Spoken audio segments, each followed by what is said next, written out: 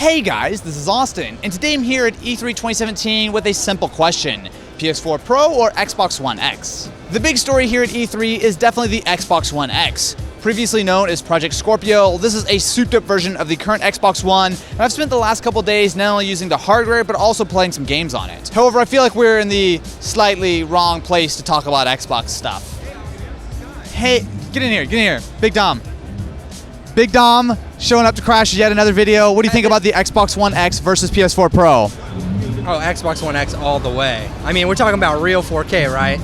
Real 4K? Get out of my video. Get out of my video, Dom. For the last 4 years since the PS4 came out, it has been the most powerful console on the market. So while a lot of games on the Xbox One would run at 720p or 900p, most PS4 games ran at 1080p. However, with the Xbox One X, things have definitely been upgraded. Is someone behind me?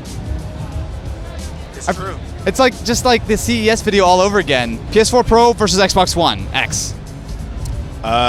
Games versus hardware.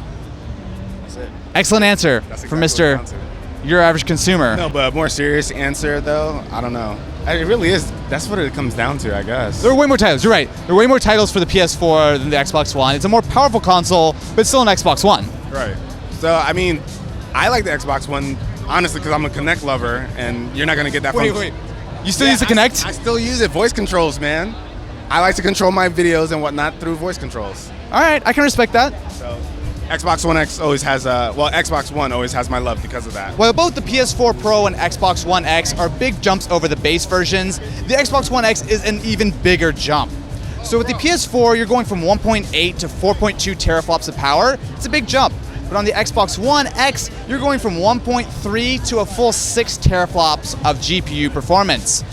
Teraflop jokes aside, the Xbox One X is a huge jump over the original Xbox. On top of that GPU power, the Xbox One X also has a 50% faster hard drive, faster CPU, and a full 12 gigabytes of memory as opposed to 8 gigabytes on the PS4 Pro. For the first time, the Xbox is now the most powerful console of this generation. So how is this going to change things? Well, for one, I do think that this is going to bring consoles a lot closer to the PC market. Sure, a high-end gaming PC is more powerful than either of these consoles, but what most people are using is not going to be that far off from something like the Xbox One X or even the PS4 Pro. It's going to bring everyone a lot closer together, and that can only be a good thing. And having the PS4 Pro and One X together actually does bring things a lot closer to the PC model.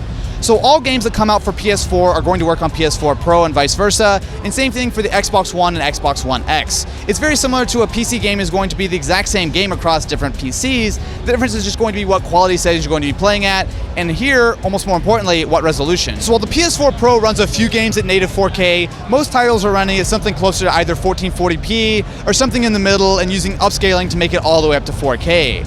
Now this isn't necessarily a bad thing, especially some of the upscaling options look pretty close unless you're really pixel peeping. On the other hand, the Xbox One X has the power to run most games at a full 4K resolution.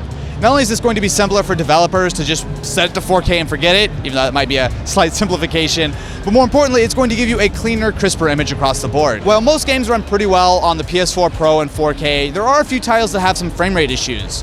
The Xbox One X, on the other hand, has a lot of extra raw power, so hopefully these things can be eliminated. So, how do these consoles compare to a PC?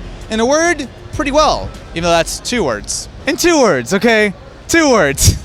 Oh look, it's a Wild Kevin Kinson. Wild Kevin Kinson. Famous YouTuber Austin Evans? Yes, it is. Okay, so, PS4 Pro or Xbox One X, go. I did a video on this, you should go watch it. Shameless plug to youtube.com/Ralphie. Damn it. Put simply, it is really hard to imagine building a gaming PC with this level of performance for $500. Unless, you cheat at Scrapyard Wars or something. Dual power supplies were the correct answer, by the way. Sony and Microsoft have a big advantage in being able to order custom hardware to build these consoles. So while yes, the PC will definitely catch up as far as price performance in a couple years, just like it did when the PS4 and Xbox first came out, right now, $400 to $500 for this level of performance is pretty reasonable. My big takeaway here is that both the PS4 Pro and Xbox One X have fairly similar levels of performance to a lot of gaming PCs, which can only be a good thing. All this means is that we all get better games and we can all live happily ever after. The PS4 Pro has a big head start though. Not only is it going to be on the market for a full year before the Xbox One X comes out, but more importantly than that, there are lots and lots of great PS4 games, and to top it all off, it is $100 less. Don't get me wrong, the Xbox One X is the more powerful console, but at the end of the day, it's still an Xbox One. If that's not something that's interesting to you, the One X really isn't going to change that. So, what do you guys think about the PS4 Pro versus Xbox One X? Let me know in the comments below, and I will catch you on the next one.